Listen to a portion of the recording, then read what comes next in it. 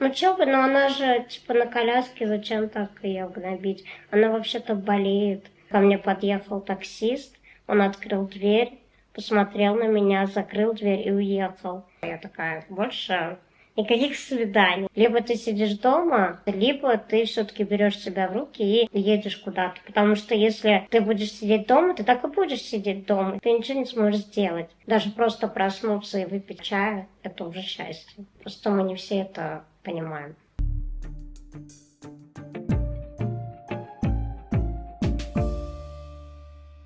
Давай сначала познакомимся, расскажи, как тебя зовут, кто ты, откуда. Ну, меня зовут Лиля, я из Казани. В Казань я переехала 3 года назад уже, получается.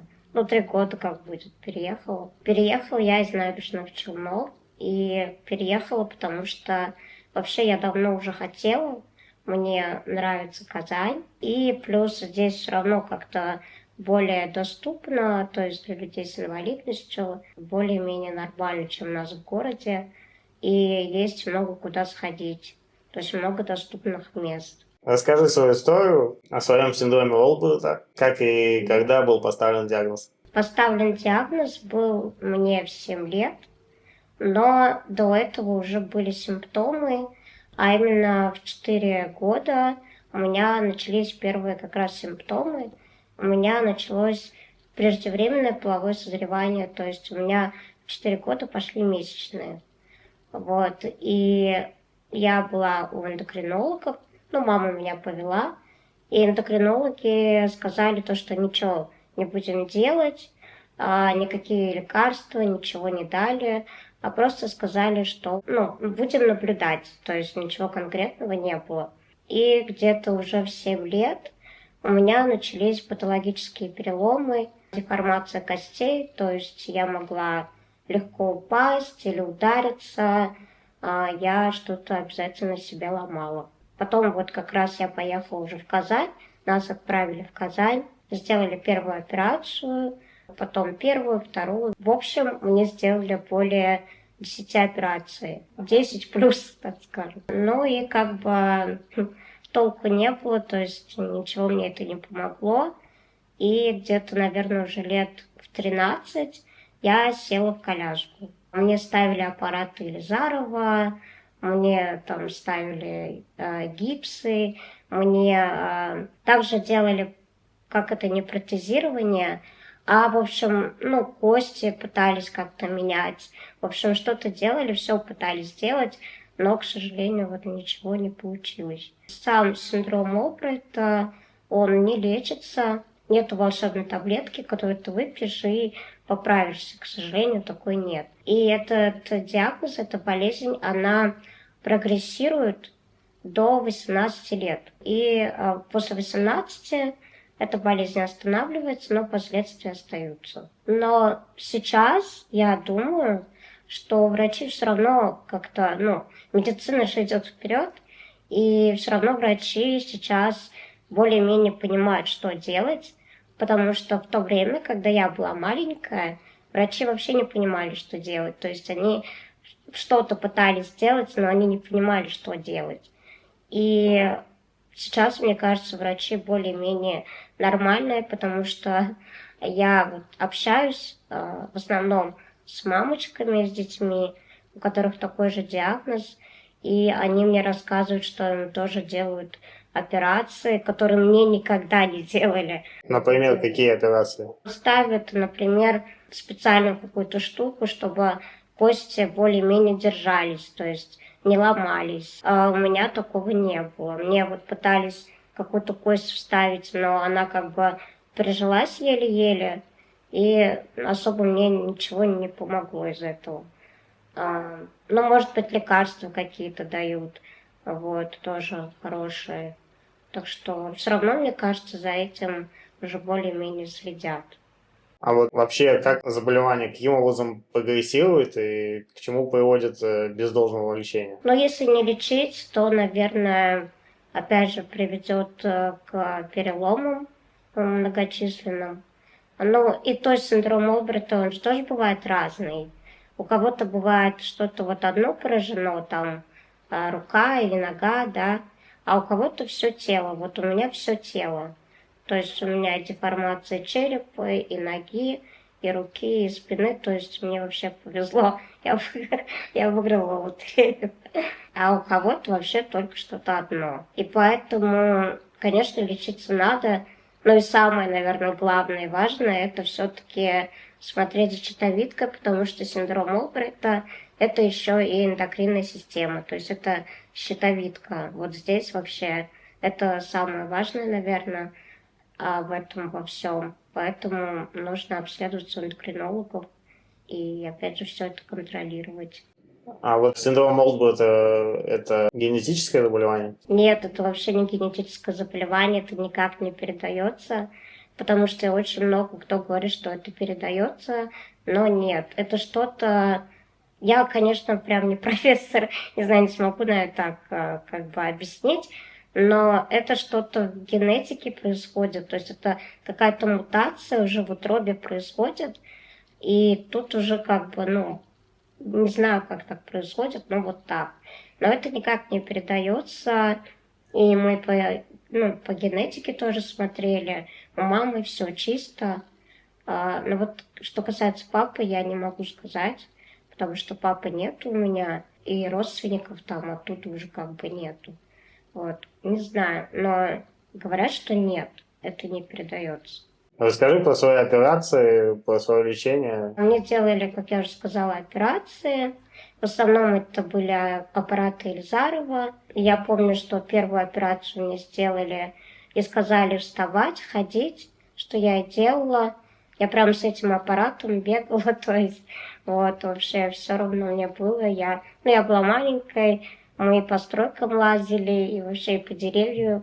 Там, ну, короче, вообще все равно, что был у меня этот аппарат, что не был. Но, к сожалению, мне это не помогло. И потом меня перевели к другому врачу, профессионал типа своего дела, он все такой крутой.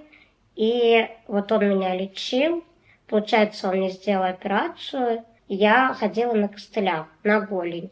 Потом я упала и сломала себе бедро, и мне поставили аппарат Ильзарова на бедро. То есть у меня, получается, на всю ногу был этот аппарат Ильзарова. Это было просто кошмарно, это было такое мучение. И я так пролежала 3 года. Мне сказали то, что ты не вставай, просто лежи. И потом уже, когда спустя 3 года, к нам подошел другой врач, он на меня посмотрел и сказал, а что вы не встаете? Вам надо было вставать и ходить. И, ну, все, то есть у меня как бы уже и мышцы атрофировались, уже и у меня уже и тело начало меняться, то есть деформация костей была, опять же, пошла. И, ну, все, я уже не могла ходить и стоять, и сидеть тоже не могла. В общем, я до сих пор не могу сидеть. То есть я как полусидя, получается.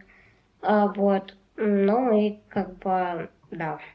Потом мне этот аппарат убрали, и вот сейчас я без этого аппарата, и у меня получается нога, она прям очень-очень короткая. Она не отросла. Хотя смысл был в этом, типа, чтобы нога отросла, но ничего не получилось. Ну и что касается вот этих вот экспериментов, конечно, это вообще это было все.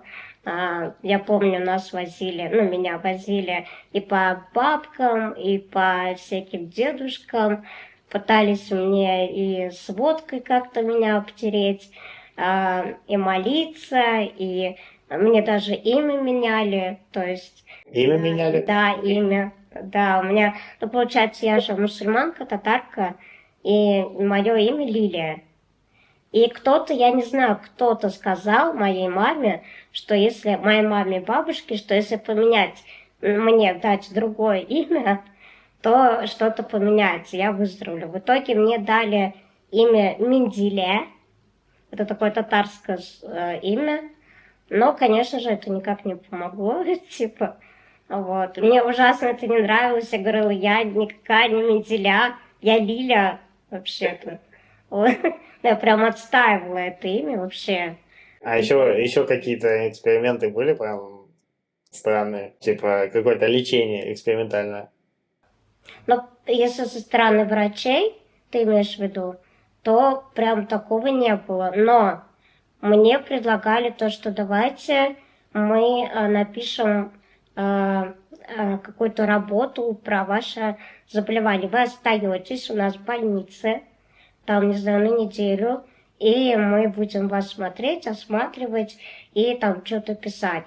Мне это как-то не понравилось, меня это испугало. Я такая, типа, сейчас начнут мне всякие тут, не знаю, эксперименты надо мной проводить. Я отказалась.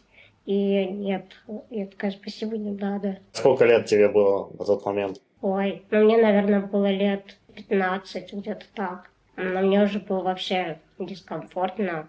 Типа, ну, как-то так неприятно. Я такая, блин. Это даже как-то как будто, ну, непрофессионально, что ли, мне кажется.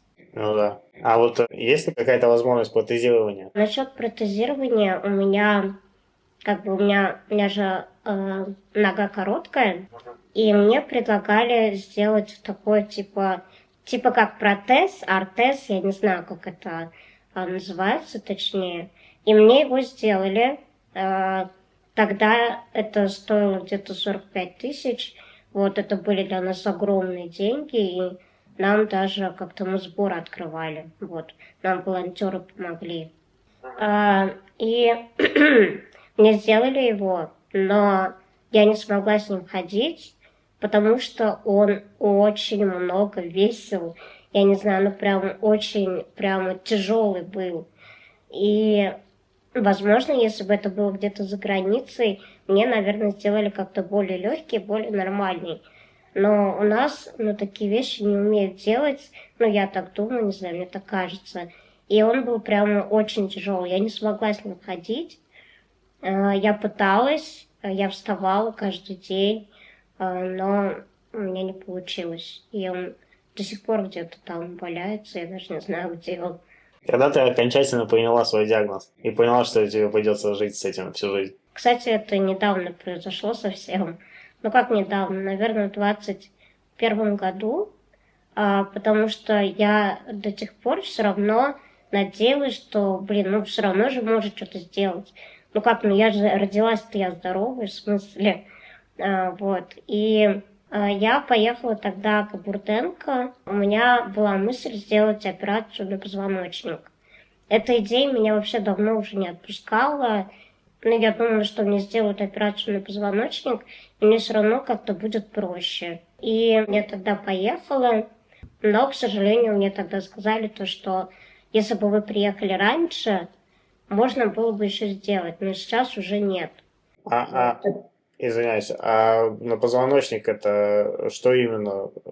Типа он искривлен или... Ну, у меня там горб, у меня там искривление, вот опять же деформация, и я хотела как-то выпрямить хотя бы немного, и я думала, что может это как-то возможно, но вот, к сожалению, мне сказали нет, потому что они мне сказали, если мы сейчас будем тебе что-то делать, тебя может парализовать. То есть вообще, так что давай лучше не будем. И самое главное, что не прогрессирует. То есть не идет искривление, все нормально. Вот оно вот сейчас вот остановилось, и больше, ну, все, уже ничего не будет.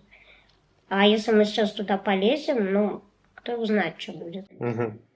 Я тогда очень расстроилась, конечно, вот, потому что у меня все равно были какие-то надежды, но тогда вот я потихоньку начала принимать, что, наверное, ну, ладно, вот так вот, значит, надо с этим жить.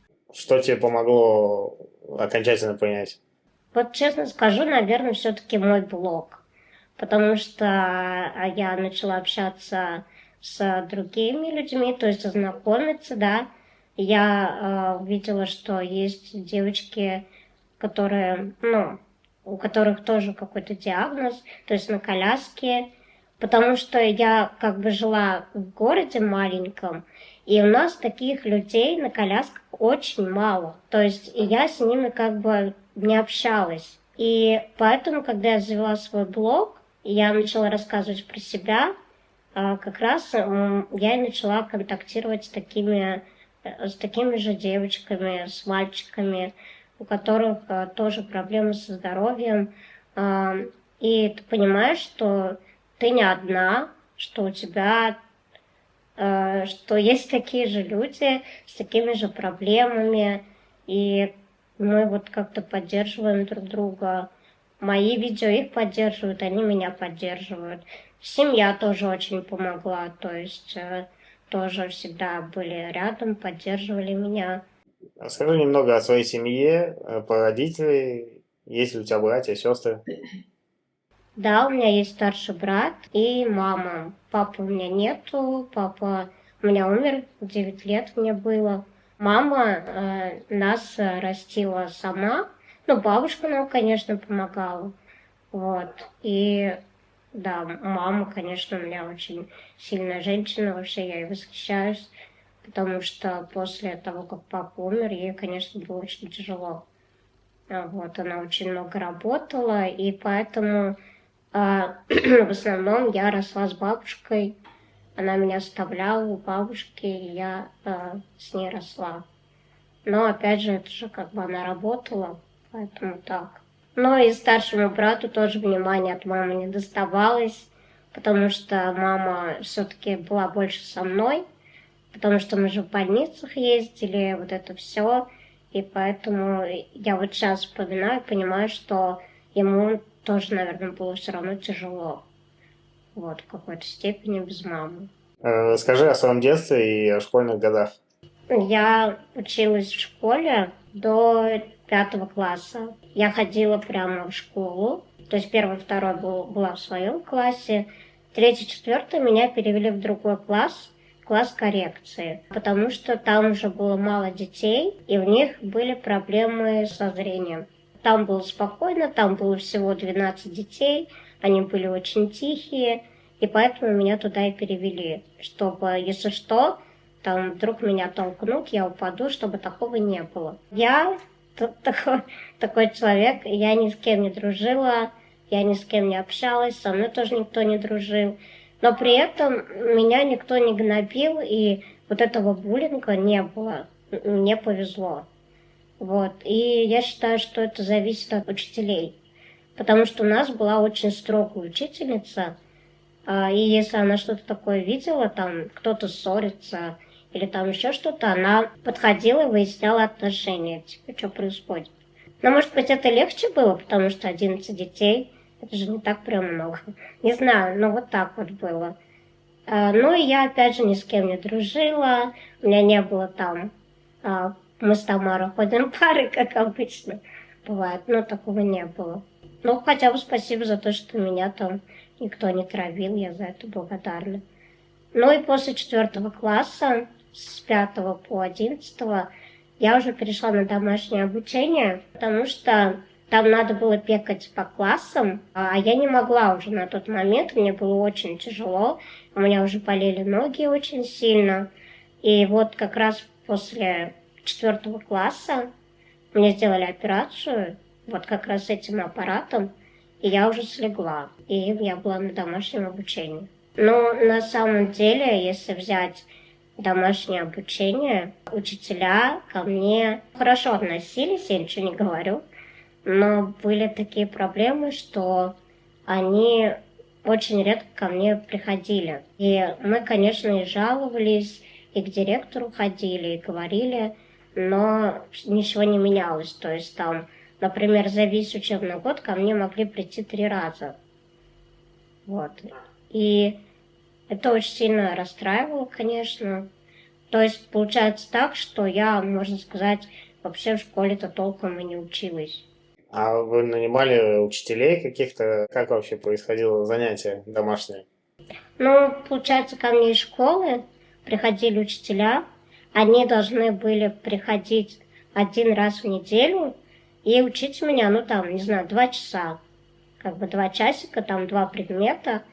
Вот. И все. То есть это 1 раз в неделю. Это не каждый день. Но вот кто-то приходил, кто-то нет. Кто-то мог прийти, например, он за весь учебный год под конец придет, под конец четверти придет и 3 часа сидит мне и что-то рассказывает. Я уже просто, я Я уже не понимала вообще, что к чему происходит. Все, то есть было такое. Для галочки.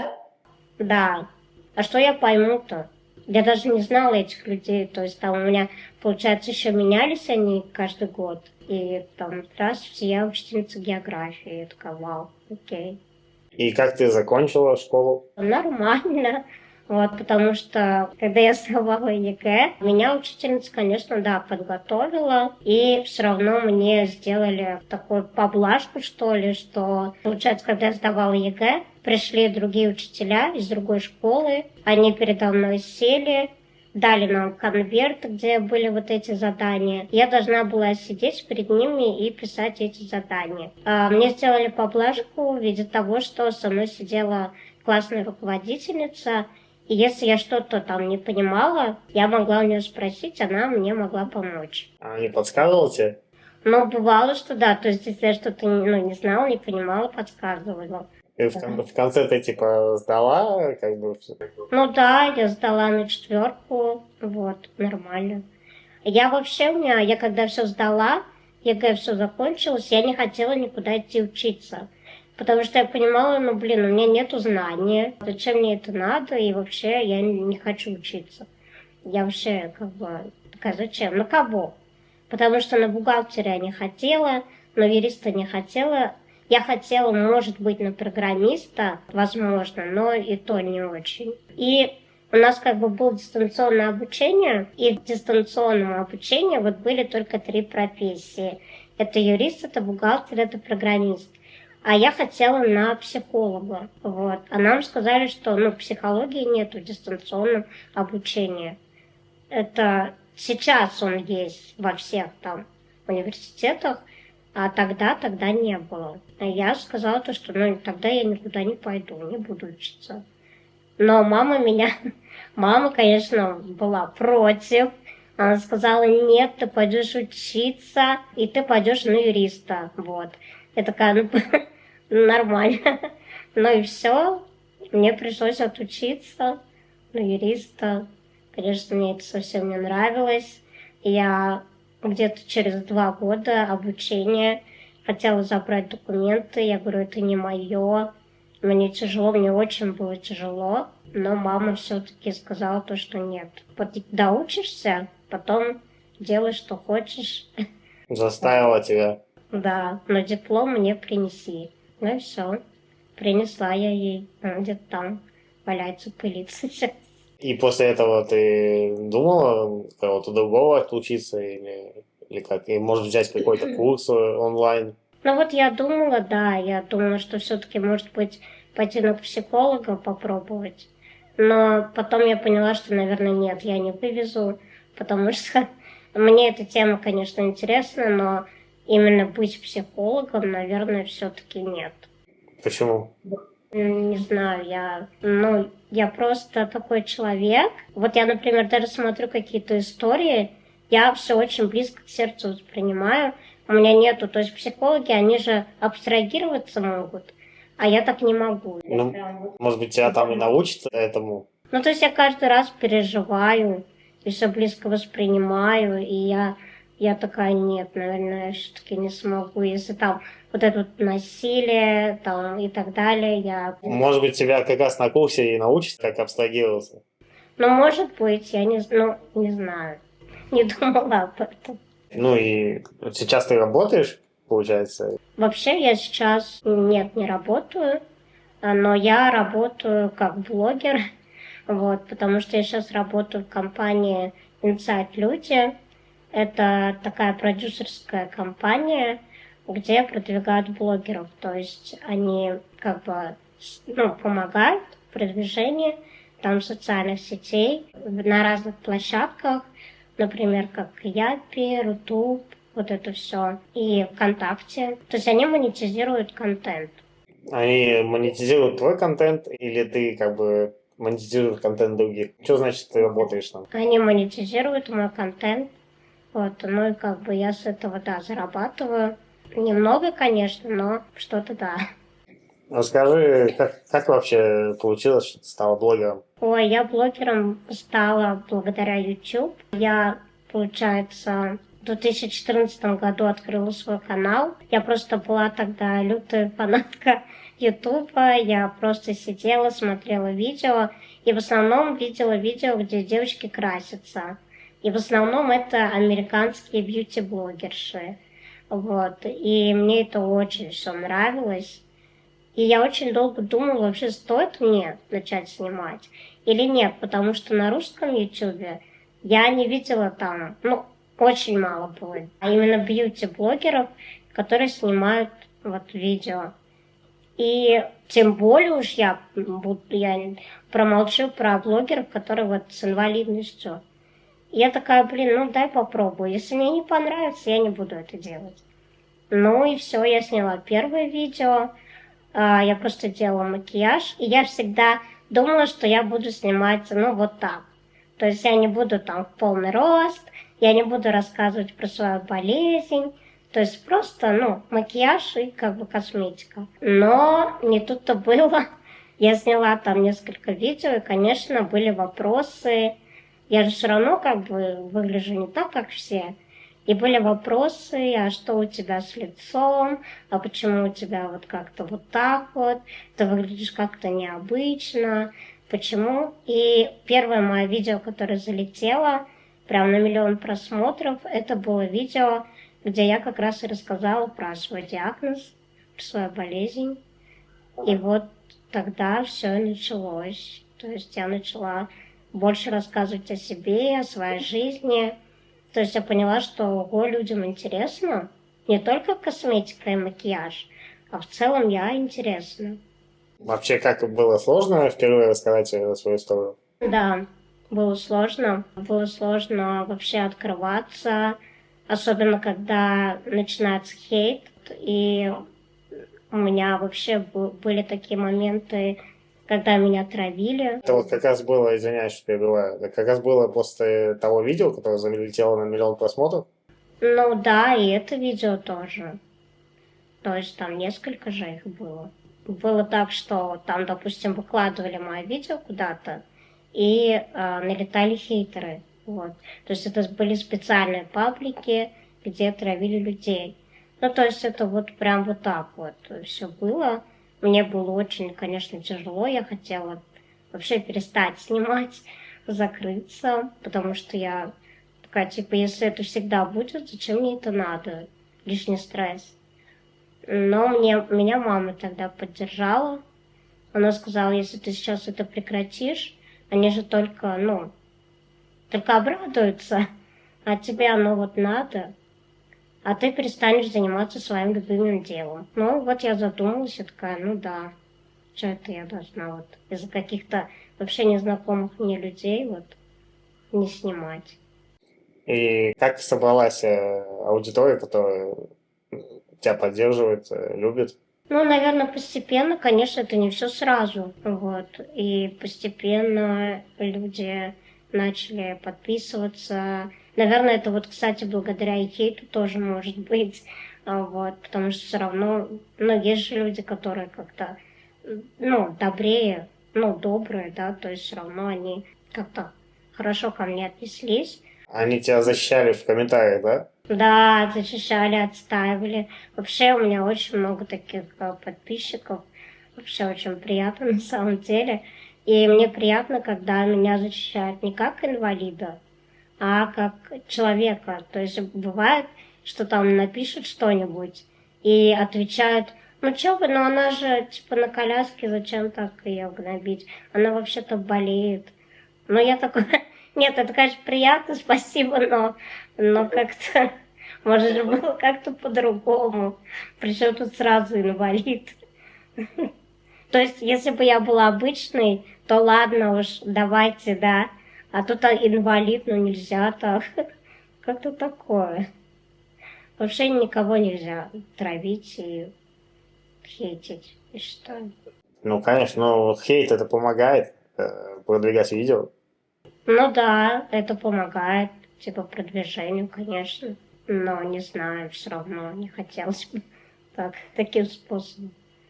Расскажи еще немножко про бьюти-блогинг. Что тебе это дает? Ну, во-первых, мне это очень нравится.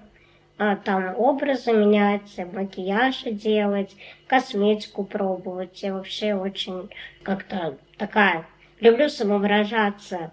И раньше, конечно, да. Сейчас я уже как-то более подуспокоилась, и у меня сейчас и формат уже как бы моего блога немножко, ну, чуть сдвигается от бьюти. Все равно я больше хочу говорить об инвалидности, о правах людей с инвалидностью, то есть уже такие серьезные темы. У тебя первый канал был на 340 тысяч подписчиков, почему его заблокировали? У меня был первый канал, 340 с чем-то подписчиков. Короче, там была такая история. В общем, раньше можно было давать свои каналы в аренду. Типа вот эти всякие криптовалюты и так далее. Вот. И мне написали о том, что не хочешь ты попробовать? А у меня уже тогда этот канал был не очень активный. Вот, я уже там, ну, так иногда снимала. И я подумала, ну, давайте попробуем. И мне, ну, как бы за деньги, естественно, мне предложили деньги. Вот. И я подумала, ну, а почему бы и нет? И мне сказали, мы тебе потом вернем этот канал, ты не переживай, все будет хорошо. У нас есть ну, люди, они знают, как это делать. Ты не переживай, мы тебе вернем все. И в итоге получилось так, то, что мне его заблокировали, да, мне как бы дали деньги, все. И типа на следующий день я написала им, я сказала, ну что, когда мне разблокируют канал, все вернут. Ну, мне сказали то, что, знаешь, мы тут пытаемся, но что-то не получается. И в это время получилось так, что YouTube, как это, поменял правила, и если можно было как-то раньше так делать, то есть тебе канал возвращали, то сейчас уже нет. То есть таких людей сразу как бы навсегда блокировали. И я попала вот как раз под эти правила, и все, меня заблокировали, и вернуть, к сожалению, не получилось. Я, конечно, как бы с одной стороны жалею об этом, а с другой стороны, ну, думаю, ну, наверное, так надо было. Потому что я потом открыла новый канал, и вот сейчас его веду. Сколько по времени ты ведешь новый канал? Как ты на тот момент так быстро набрала подписчиков и почему? Ко мне приехала Елена Погребежская, вот она сняла по мне сюжет. Вот именно как раз в это время у меня закрыли тот канал. Она сняла сюжет, но на тот момент уже закрыт был канал, правильно? Да, закрыла, я открыла новый.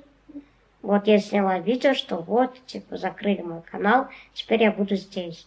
Вот, и потом вот приехала Елена Погребежская, она рассказала, сняла про меня сюжет, оставила ссылку на новый канал и сказала то, что, ну, типа, удачи тебе, будем надеяться, что твой старый откроют.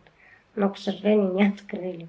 Ну и вот благодаря ей, наверное, у меня канал начал потихоньку набирать просмотры, то есть там сюжет, как бы люди видели этот сюжет, смотрели и писали то, что мы пришли к тебе, увидели тебя у Елены, привет, мы твои новые подписчики. Может быть, после моего интервью тоже кто-то напишет. Ну да. На самом деле, мои зрители тоже смотрят Елену Погребищскую. Так что, Елене, привет. Классно, я буду рада. Насколько ты социально активна? Посещаешь ли какие-то мероприятия, блогерские тусовки? Много ли у тебя друзей на данный момент?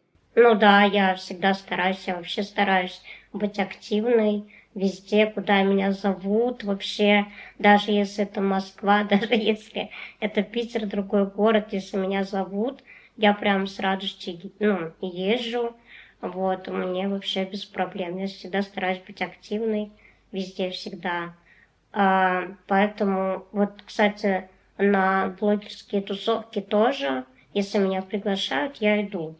Вот. Если там где-то блогерская тусовка, и как бы, ну, допустим, меня не звали, но я, конечно, еще подумаю, типа, идти или не идти. Вот. Конечно, гораздо приятнее, когда тебя лично приглашают, вот, и это гораздо приятнее, конечно. А так, да, я стараюсь везде быть, гулять. В Казани у меня много знакомых, В Челнах не особо было много, но здесь прямо, да, здесь много. И встречаемся, и гуляем, и вообще проводим время. Мгм.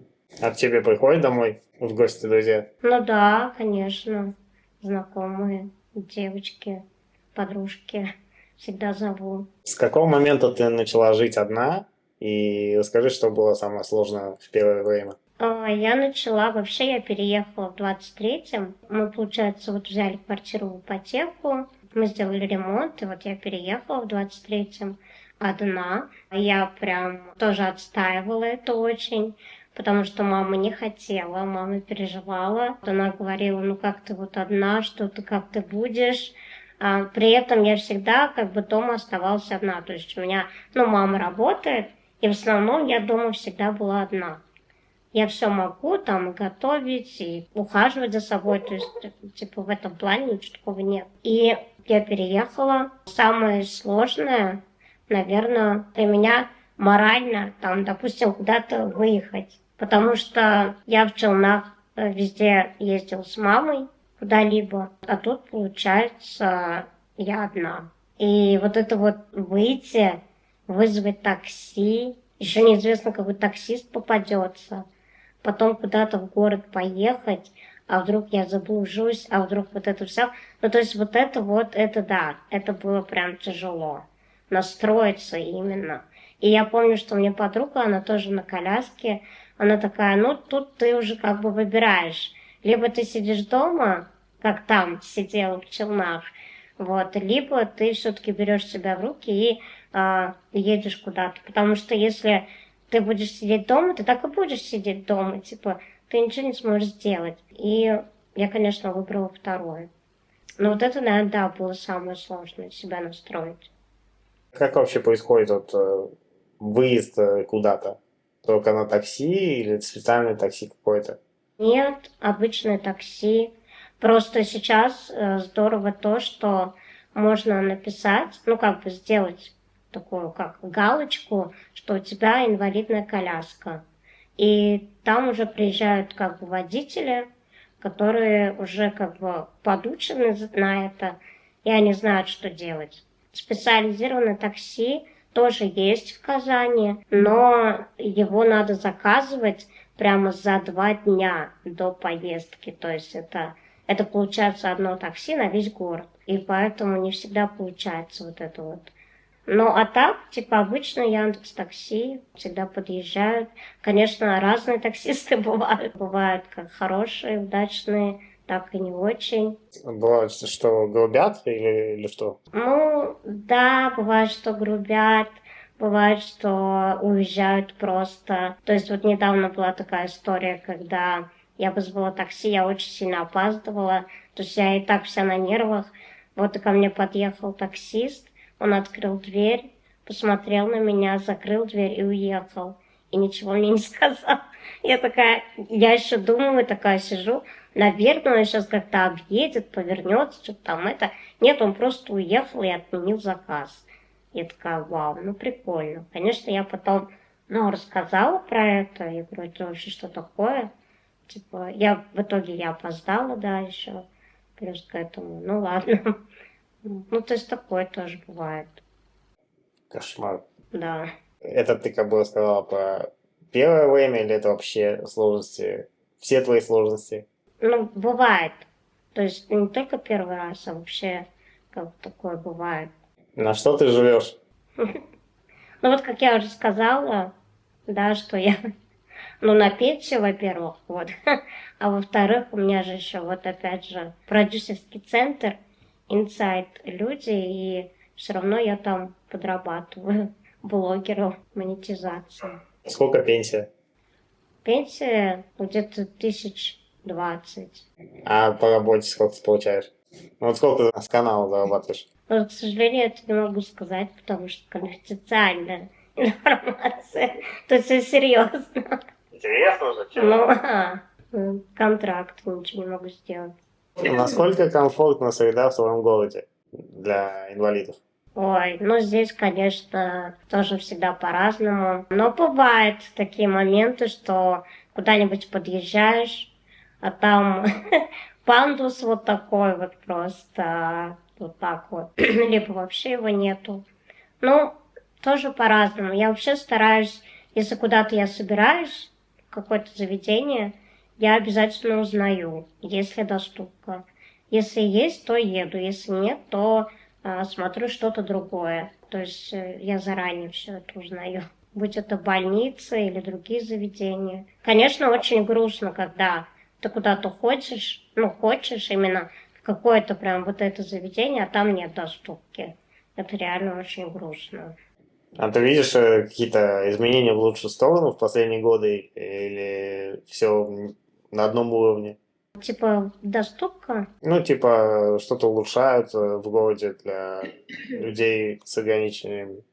Ну вот у нас, например, вот здесь вот рядом подземку сделали очень классно. То есть это прям вообще очень круто. Там просто отдельный пандус, нормально, хороший причем. Вот, не вот эти две палки, а вот прям пандус такой широкий. Вот, и не крутой, прям классный. Вот это мне прям очень нравится. И это еще здесь, недалеко в моем районе. Это очень круто. А так, ну, я думаю, да, все равно что-то делают. Что-то попроще делают. Что по поводу путешествий? Ты путешествуешь? Какие есть сложности с этим связаны? Да, я путешествую. Бывает, что, опять же, меня куда-то приглашают. Там в Москву, в Питер. И я, конечно, в основном стараюсь путешествовать на поезде, не потому что я боюсь летать, а потому что проще с коляской. А если, например, мы говорим про самолет, то там все очень сложно, потому что Извиняюсь, а были у тебя какие-то путешествия за границу? у меня было один раз только, я в Турцию летала. Вот, и все, больше не было. В 17 году это было. Вот, и больше не было.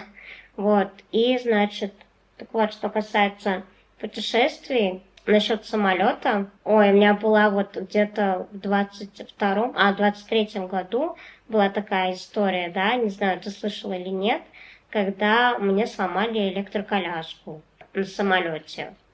В общем, была такая история, что нас не впускали в самолет, и у меня такая электроколяска, и там не снимается несъемный аккумулятор.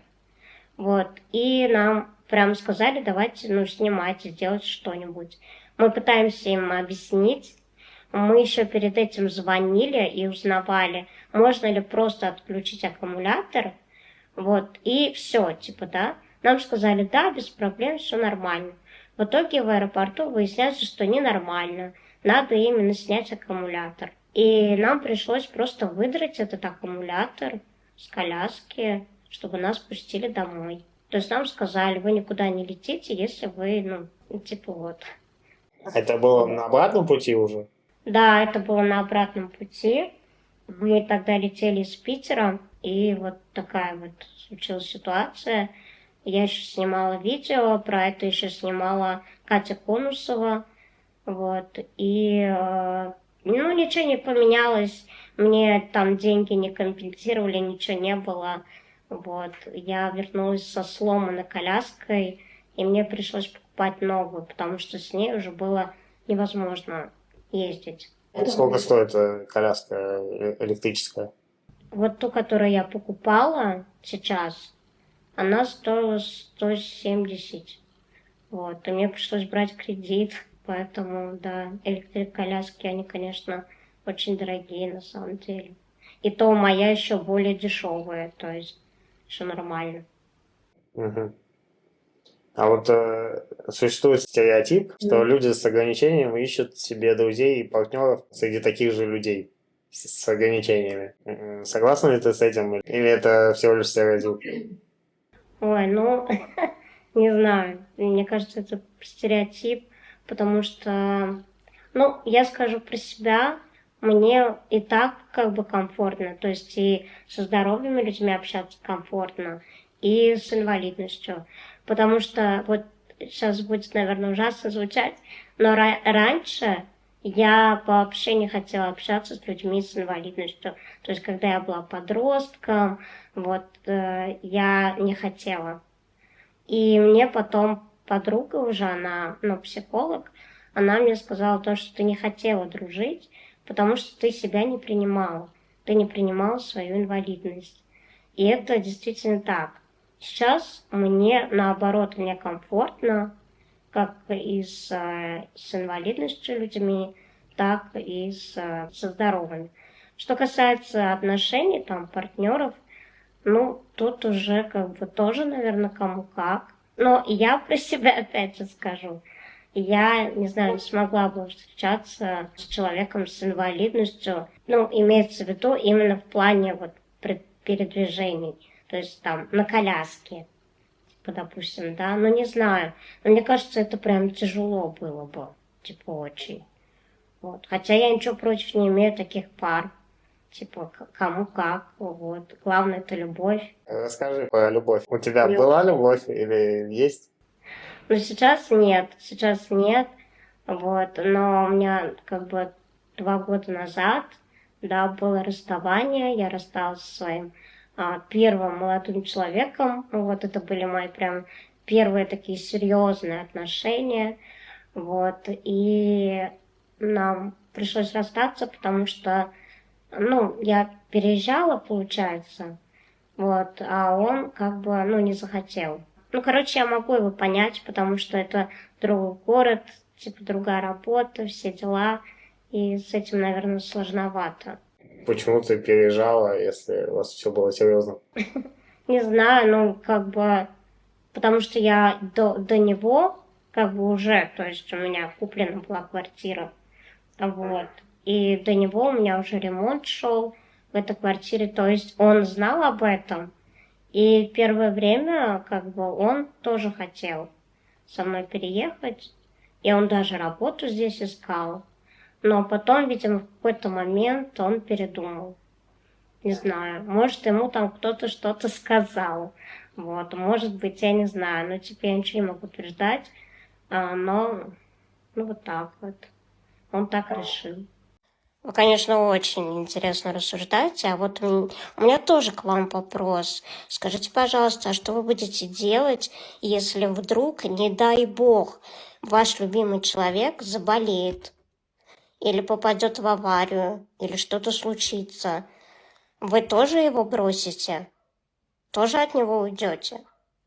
Или с вами что-нибудь случится, тоже не дай бог, и он уйдет от вас?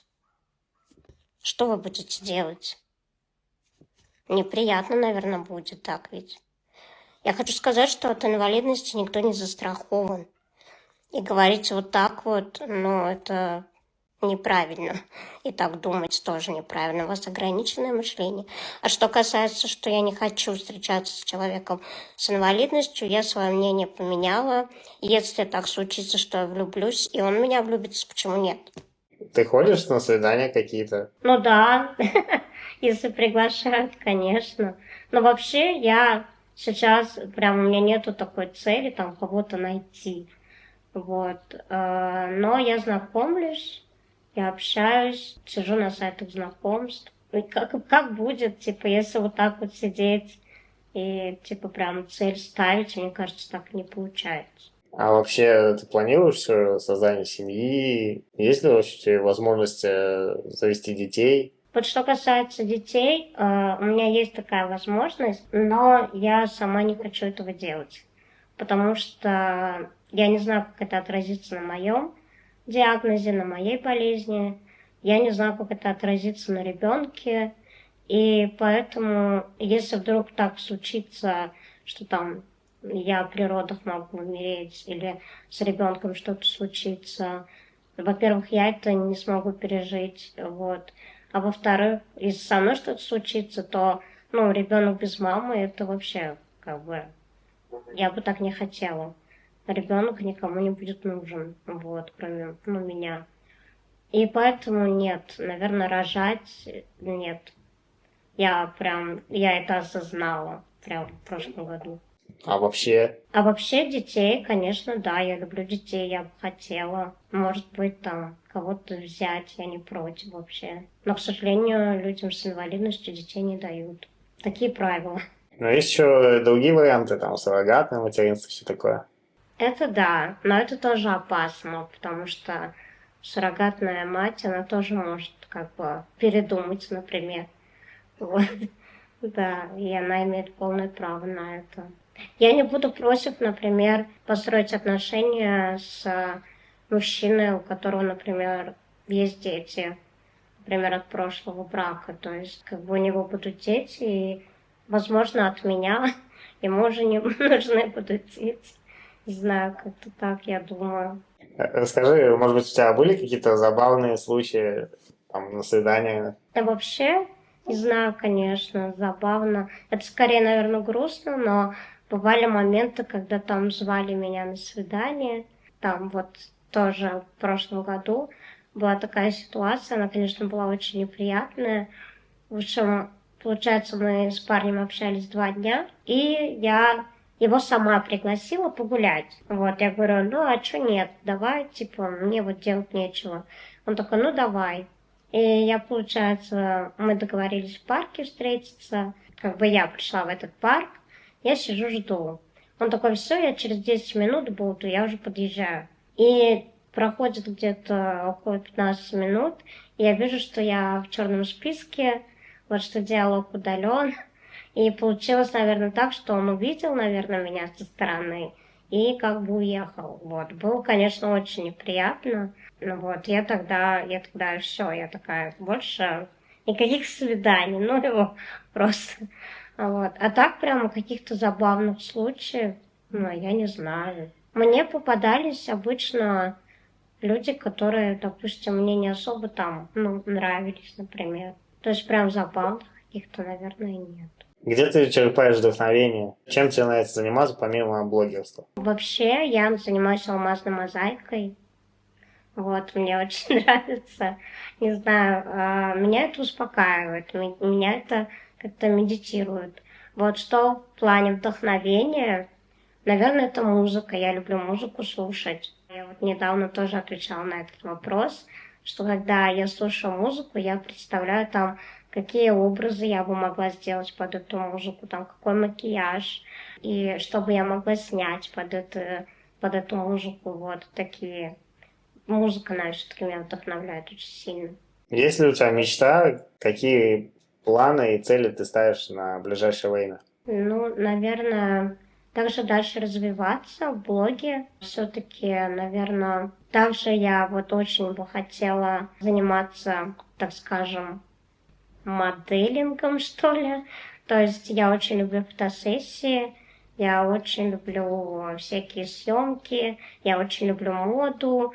Вот тоже меня, кстати, очень вдохновляет. И поэтому я бы хотела, это прямо, наверное, все-таки цель, попасть на обложку модного журнала. Потому что я бы хотела развивать как бы вот инклюзию в сфере моды. Потому что почему-то люди, вот бренды, боятся сотрудничать с людьми с инвалидностью, хотя есть очень много красивых девушек с инвалидностью, даже среди моих знакомых. Ну, прям модель, то есть у них очень классные там фотографии. Но почему-то бренды боятся с нами сотрудничать. И я бы хотела это менять. Возможно, не знаю, что-нибудь такое придумать, типа как показы мод или фотосессии. Думаю, у тебя получится. Я надеюсь, да.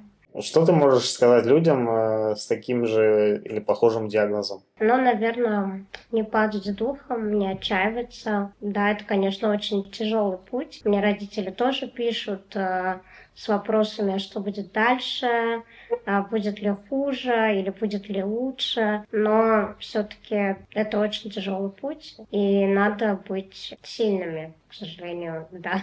К сожалению или к счастью, не знаю. Вот. Не отчаиваться и всегда верить в хорошее. Потому что очень, на самом деле, многое зависит от нашего настроя. Потому что если сидеть и жаловаться, что все плохо, все тяжело, я так не могу, я бы тоже могла сидеть там в челнах и жаловаться на жизнь, что вот я не могу выйти, не получается, да, но нет, я выбираю другое. Поэтому как жить эту жизнь, все зависит от нас. Либо сидеть, постоянно жаловаться и не видеть что-то хорошее, а хорошего на самом деле очень много. Даже какие-то просто мелочи в жизни, даже просто проснуться и выпить, не знаю, чая, это уже счастье. Просто мы не все это понимаем. Согласен с тобой. В принципе, все, как бы, все вопросы задал. Спасибо тебе большое за то, что захотела поделиться своей историей на моем канале. Спасибо большое, что позвал, написал мне. Очень приятно было. Надеюсь, понравится интервью. Мне уже понравилось. Мне тоже.